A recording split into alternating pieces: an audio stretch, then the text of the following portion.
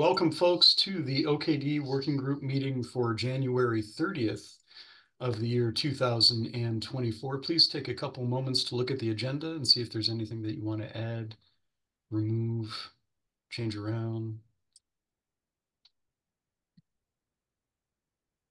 And please put your name also in the attendees section.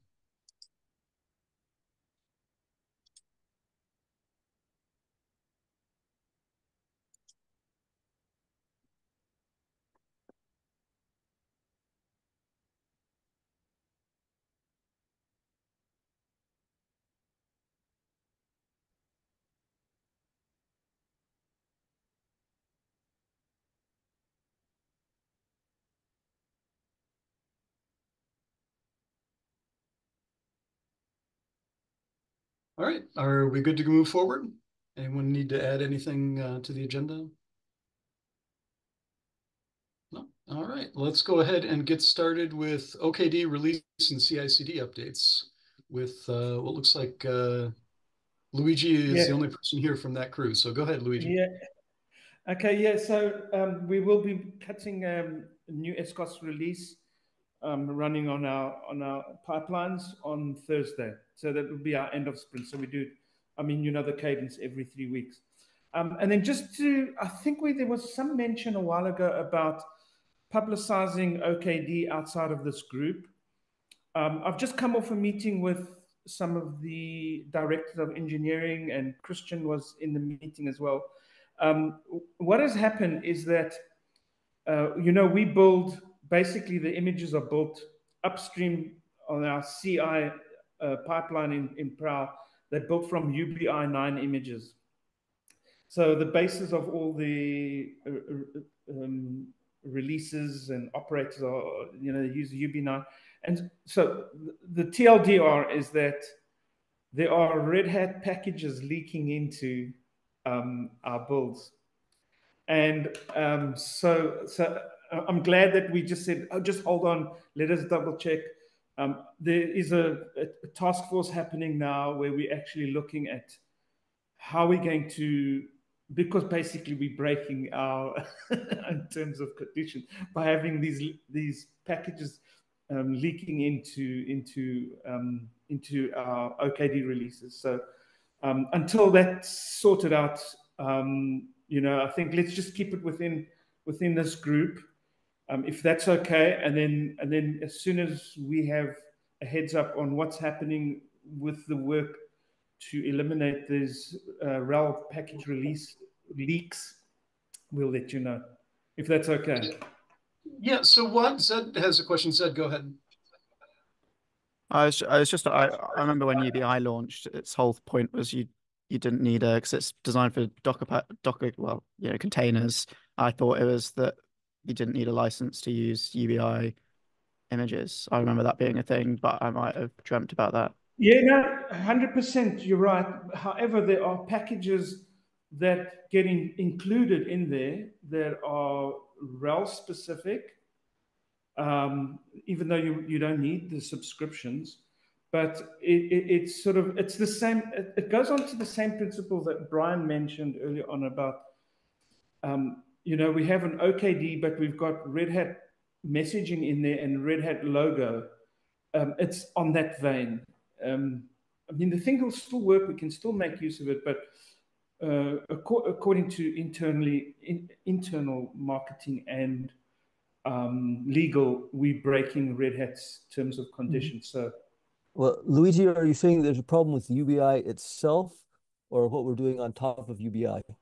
Yeah, what are we doing on top of UBI? So the combination, the basis of UBI and what we do on top.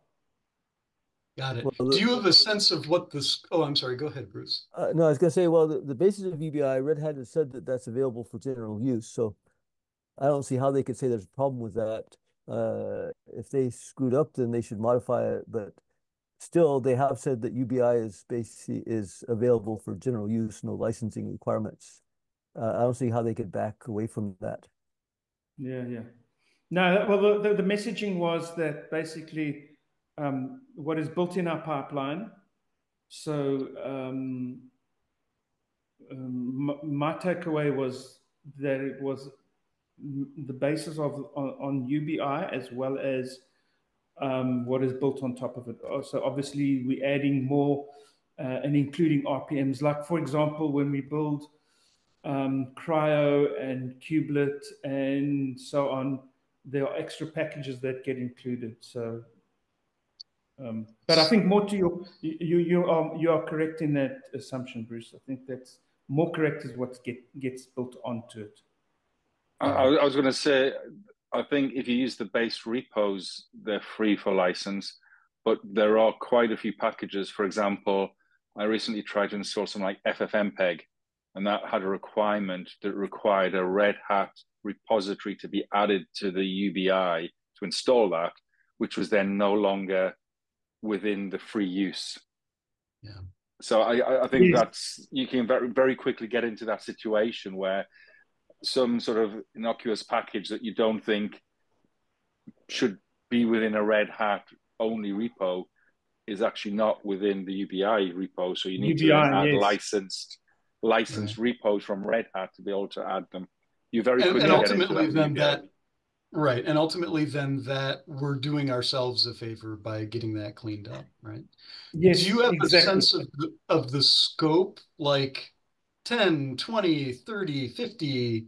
Well, how many are we talking about here? Do you have any idea? I really don't know. Honestly, Okay. I know there was a mention of someone having a look at hypervisor, I think, and Cryo, because you know the whole issue with what we're doing is to get early signal for OCP and for RHEL. Right. Yeah.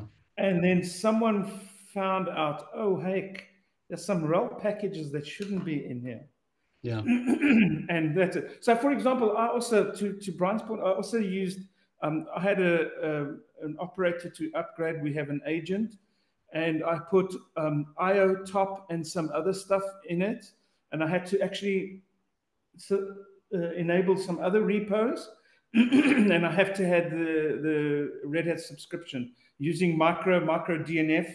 Just you had to actually add some stuff on top of it. So yeah, you quickly sort of go into that. It needs this. There's a dependency, an indirect dependency on something else, and then all of a sudden you find you've got something that's not really really supported. That that we're saying, oh, here's an open license. Zed, go ahead. Yeah.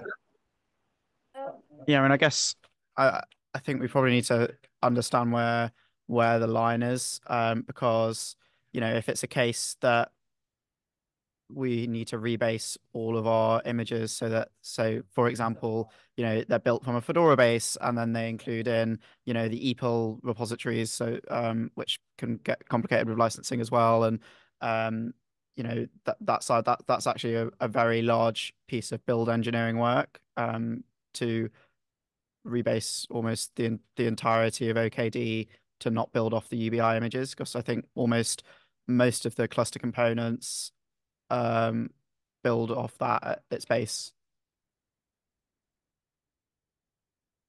Luigi, just a quick question.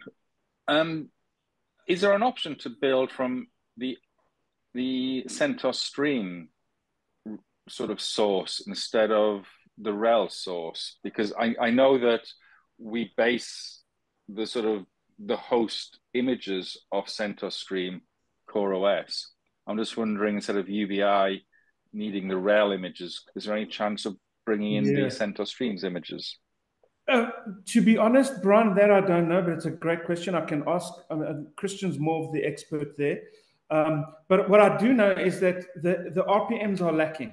So that's why, like for our SCOS build, we have to pull in. There's I think there were 6 that we mentioned. Hypervisor, no, HyperShift, I think. Sorry, Cryo, Kubelet. There were some others, and we had to actually go get them from the RPM repo outside of SCOS because they don't exist. I'd say it might be worth having a chat with Vadim, because we had this same conversation last year about Fedora, and they got them from Copper or something, and that's why Vadim needed to do his little hack script, because they weren't available from the Fedora source. So it might be worth seeing if they solve that a different way that's in the public domain. Yeah, yeah. Christian has been working with this, the CentOS SIG group. In other words, saying here is Cryho, and actually that's how it should be. Then we can truly say that I'm not talking about FHCOS, I'm talking about SCOS, that is truly a CentOS Streams build, because then they have built the CentOS SIG CI/CD pipeline will have built the cryo RPM and the kubelet and so on and so forth. And I think the problem is getting them to take on that work. So that's the main thing. But anyway, I will keep you guys informed. I think the investigation is happening at the moment. There are a lot of unknowns, obviously, but as soon as we get more information, I'll just keep you guys updated. So then does it make sense to, would anyone want to go over to the SIG and offer some resources to help move things along?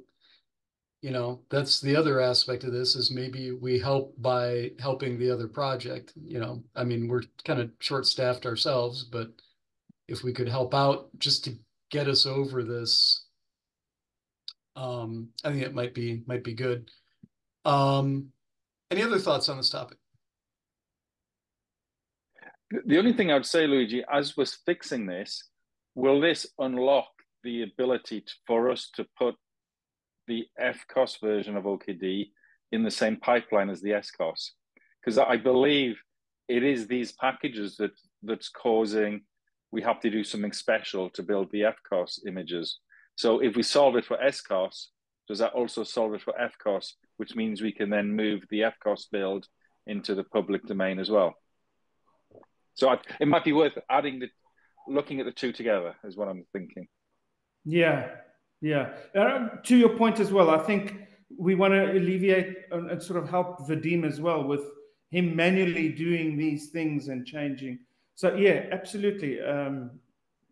For me, it makes sense. So you have both FCOS, SCOS build pipelines, and then from there take and then build the releases. Yeah. Yeah. But I think longer term, that was Christian's, one of his OKD sort of goals, is to have a look at doing what we've done on SCOS, but for FCOS, so that we can automate more rather than hand stuff, you know. Right, manual. Zed. Yeah, I mean, I guess in terms of planning out what needs to be done, it's just understanding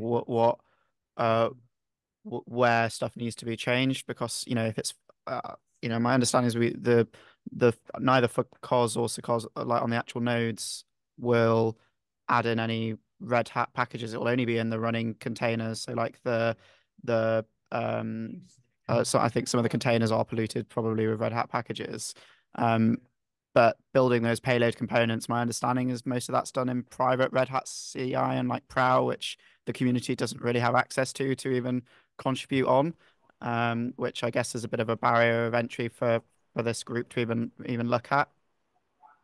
Well, and that's, that came up actually in terms of the checksum issue, which actually Vadim reopened a ticket from last year in regards to the payload checksum issues. We can't even help with that because we don't have access to Prow to figure out how these incorrect checksums are showing up. So it would be nice if we could pair the two together by solving this issue of contamination. On the other hand, if the contamination issue can't be resolved in the short term, I wish there was something that we could do to get access, or at least contribute to what's happening on the Prow side and the FCOS side, because having Vadim be the only person, because I don't know that Christian ever learned how to cut releases. He was going to, but I don't know that he ever actually learned. Yeah, I don't know. I can't say no.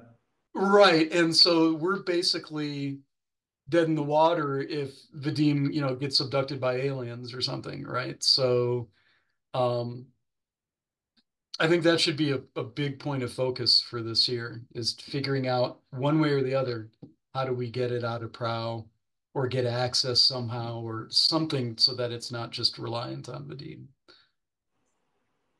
Yeah, absolutely agree. I think it totally makes sense.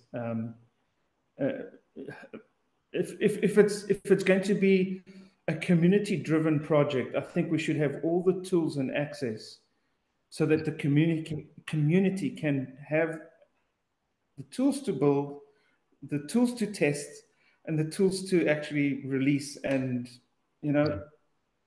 distribute.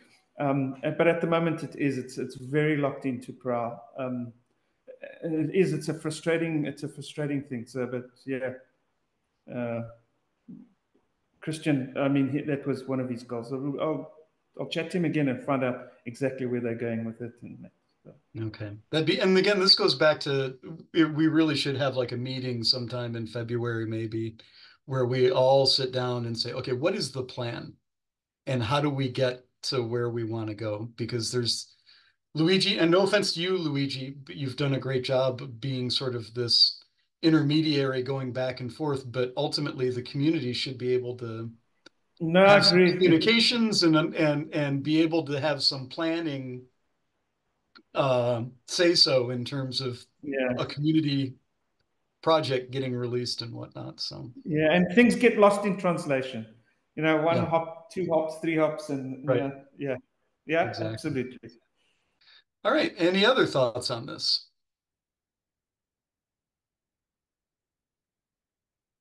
All right, then let's move on to FCOS updates, which we don't actually have anyone from the FCOS team here to provide any updates on that. So let's move now to SCOS updates. Anything about the SCOS OS that we should know about that's relevant?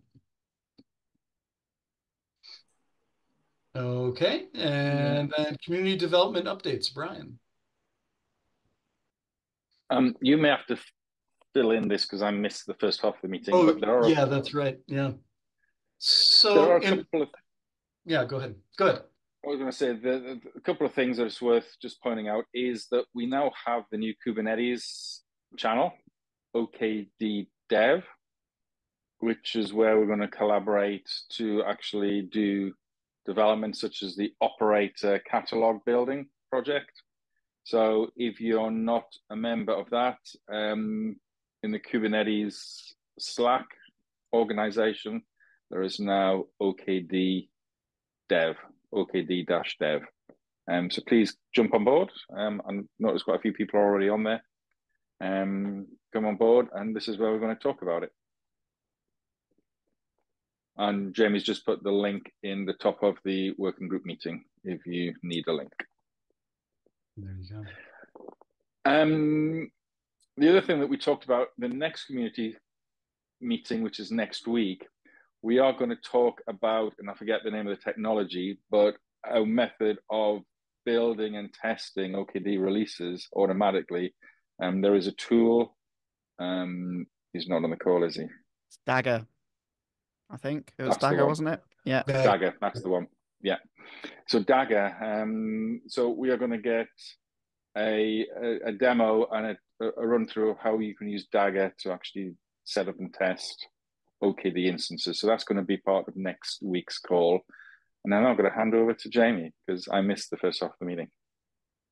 Yeah, so the first half of the meeting was basically talking about we weren't able to get the channel created, so there was some discussion about how to get it created, and then more discussion about operators, and that's about it. We just went through the tickets. There's not really much more to add. It basically was, more on the operator stuff and sort of planning for the future. The one thing I want to pose here is I just got a message from Peter Roth, who has been sort of hanging out and wanting to contribute to the project while I'm on this call. Is there any particular thing in OKD, either on the community side or the devs technical side, where we need particular help to have Peter Roth participate? There's a couple of tickets on the community side that we thought he would be good for. Is there anything that stands out in folks' minds that we can put him to use for? Because he reached out to me again, and I want to make sure that he has opportunities to participate. Is there anything that we're missing that would be good to get done Some low-hanging fruit? I mean, it's on the agenda for after this, but getting that SNO polished, written up, that is something that, because I'm aware that we don't have a great getting started experience for OKD. So yeah, just taking the work that's been done, polishing that and get it into the documentation. That is a task that needs doing quite urgently. Okay, that sounds. I'll ping him and see if he's got some time to do that. That's it from the community development side. Now, Andrea, do you want to speak to your work? Yeah. So as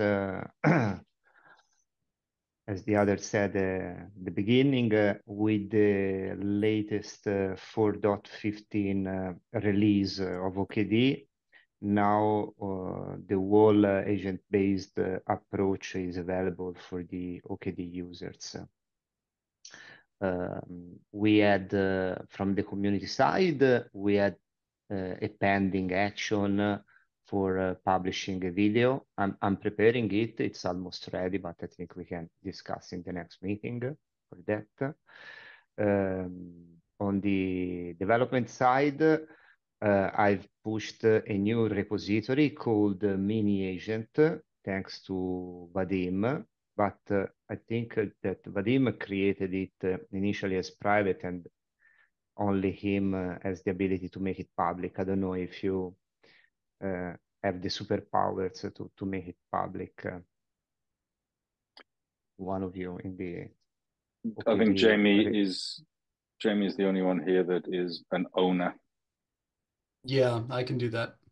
Yeah, no, because Vadim told me to make it public when it was ready, but I do not have enough superpower to make it public, but it's ready. I have the power. And Brian, you should have the power. I'll make sure that you have the power. It doesn't show me the option. It tells organizations members can change the visibility of the repo.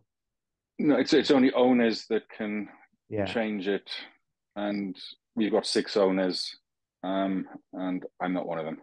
All right, we'll clear that up. We'll clear that. We'll discuss in the chat and get that done up. Anyhow, the mini agent is a minimum script meant to be the simplest script possible to try out OKD using agent-based installer approach.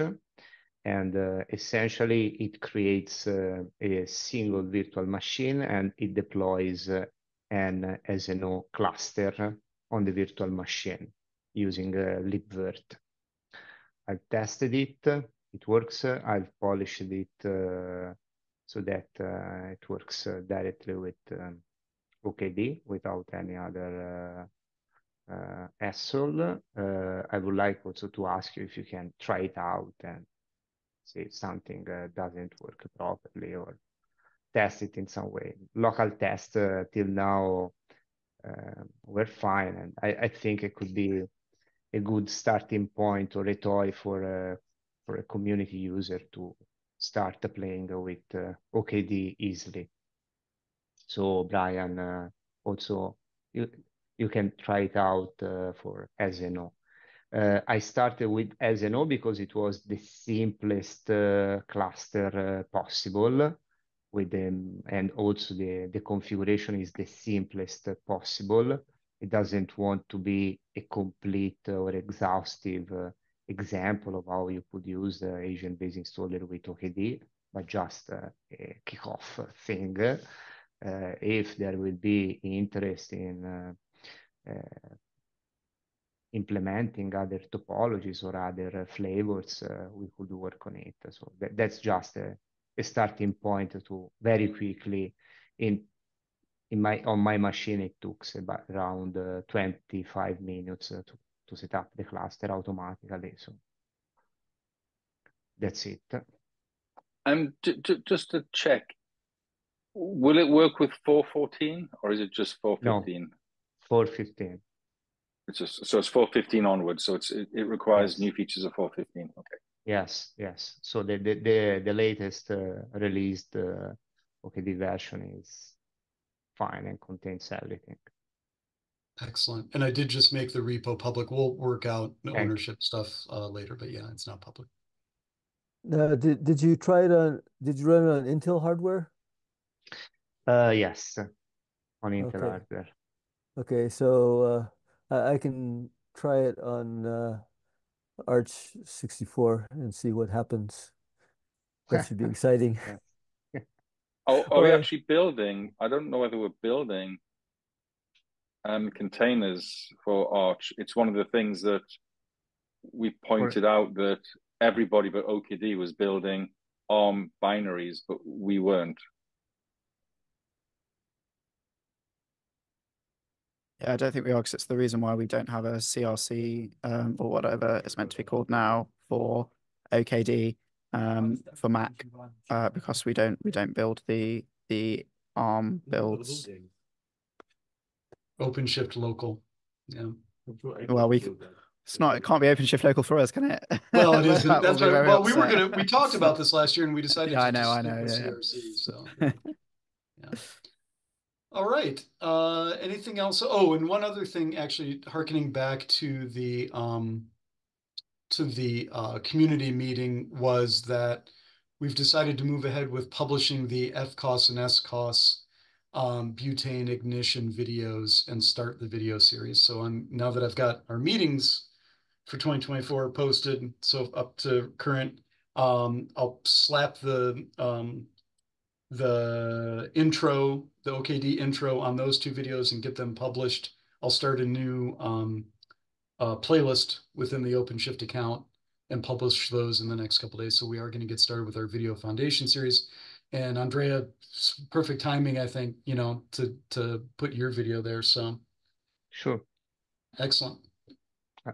I'll get in touch with you then, because it's almost it's rendering right now in background. So Fantastic.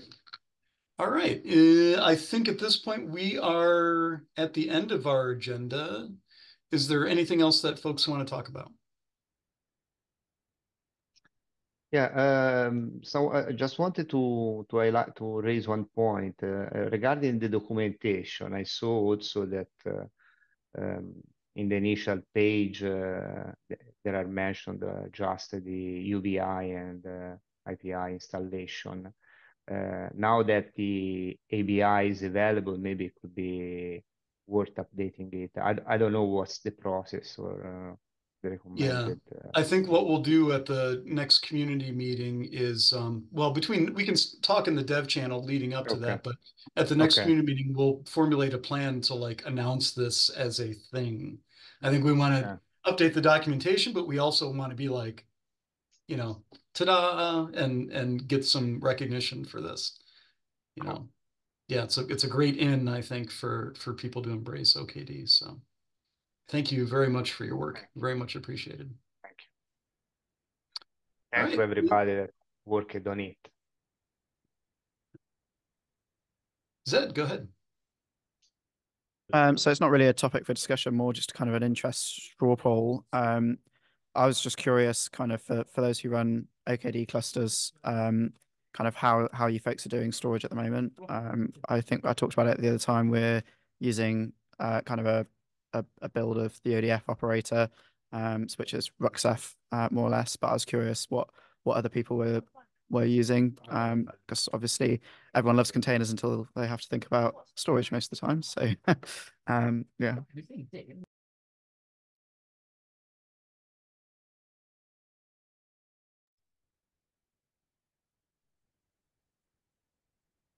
All of my stuff is in AWS right now, so I'm just using. Just don't have to think about it. That's easy. Yeah, exactly. I mean, I was using over with a converged install with Gluster, but I'm currently searching for a new strategy, as the support for Rev and Overt is gone.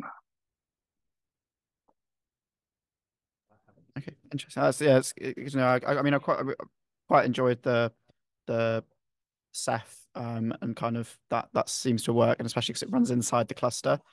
You can have it in external mode, but it was pretty cool. So I was just curious what the rest of this group was doing, since you all seem to be, know Yeah, it well.